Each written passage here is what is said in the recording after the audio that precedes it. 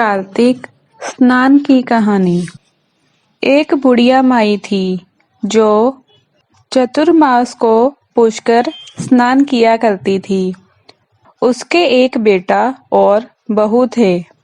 सास ने बहू को फलाहार बनाने को कहा तो बहू ने खाली टिफिन ही रख दिया। बेटा माँ को पहुंचाने के लिए पुष्कर गया।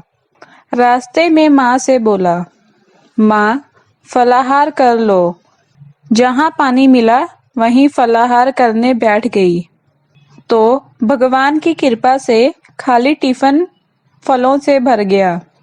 माँ ने फलाहार कर लिया। पुष्कर माँ के रहने के लिए झोंपड़ी बनाकर बेटा वापिस आ गया। रात्रि में श्रवण मास आया और बोला, बुढ़िया माई दरवाजा खोल। तब बुढ़िया माई ने पूछा, आप कौन हैं? मैं श्रवण मास हूँ। बुढ़िया ने तुरंत दरवाजा खोल दिया। बुढ़िया माई ने शिव पार्वती की पूजा अर्चना की, बेलपत्र से अभिषेक किया। जाते समय श्रवण मास ने बुढ़िया को आशीर्वाद दिया और झोंपड़ी की एक दीवार सोने की हो गई। भाद्रपद मास आया तो उसने भी दरवाजा खोलने को कहा। बुढ़िया माई ने दरवाजा खोला। सत्तू बनाकर कजरी तीज मनाई। भाद्रपद मास ने बुढ़िया माई को आशीर्वाद दिया और झोंपड़ी की दूसरी दीवार भी सोने की हो गई। फिर आश्विन मास आया और उसने भी दरवाजा खोलने को कहा। बुढ़िया ने दरवाजा खोला। पितरों का तर्पण कर ब्राह्मण भोज कराकर श्राद्ध किया। नवरात्रि में माँ दुर्गा को अखंड ज्योति जलाकर प्रसन्न किया।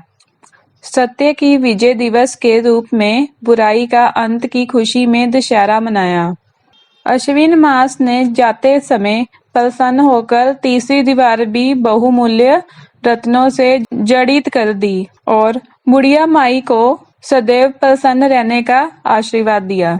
इन सब के बाद कार्तिक मास आया। उसने भी दरवाजा खोलने को कहा। बुढ़िया माई ने दरवाजा खोला। अति प्रसन्न मन से कार्तिक स्नान किया, दीपदान कर दिवाली, गोवर्धन पूजा, भैया दूज, गोपाष्टमी, आंवला नवमी मनाई। कार्तिक मास ने जाते समय आशीर्वाद दिया। झोंपड़ी के स्थान पर महल बन गया। बुढ़िया माई गरीबों की सेवा कर भजन कीर्तन में अपना समय व्यतीत करने लगी। बेटा अपनी माँ को लेने आया तो माँ और झोंपड़ी पहचान न सका तो पड़ोसियों से पूछा। उन्होंने बताया तो बेटा माँ के चरणों में गिरकर बोला, घर चलो। सारे सामान के साथ घर ले आया। सासू माँ के ठाठ देखकर बहू के मन में लालच आ गया और उसने अपनी माँ को भी पुष्कर छोड़कर आने के लिए कहा तो उसका पति अपनी सास को भी पुष्कर छोड़ आया। परंतु बहू की माँ की धर्म कर्म में बिल्कुल रुचि नहीं थी। वह 4 समय भोजन करती और दिन भर सोती। 4 मास आए और चले गए। जाते समय झोंपड़ी गिर गई और बहू की माँ गधी की योनि में चली गई, क्योंकि औरत लक्ष्मी का रूप है और लक्ष्मी की तरह चंचल होना चाहिए। भगवान की पूजा और अतिथि का सम्मान और धन्य पुण्य करना चाहिए। बहू ने कहा, अब माँ को ले आओ। जब जवाई सास को लेने गया तो कहीं ना मिली। लोगों से पूछने पर लोगों ने बताया, तेरी सास धर्म कर्म कुछ ना करती थी, खाती थी और सोती थी, जिससे वह गधी योनि में चली गई। जवाई गधी योनि को बांधकर घर ले आया। उसकी पत्नी ने पूछा, मेरी माँ कहाँ है? तब पति ने बताया, तेरे लालच की वजह से तेरी माँ गधी योनि में चली गई। बड़े बड़े विद्वानों, ब्राह्मण, ऋषि, मुनियों से पूछने पर उन्होंने बताया कि तेरी सास के स्नान किए पानी से स्नान करने पर उसे मनुष्य योनि मिलेगी।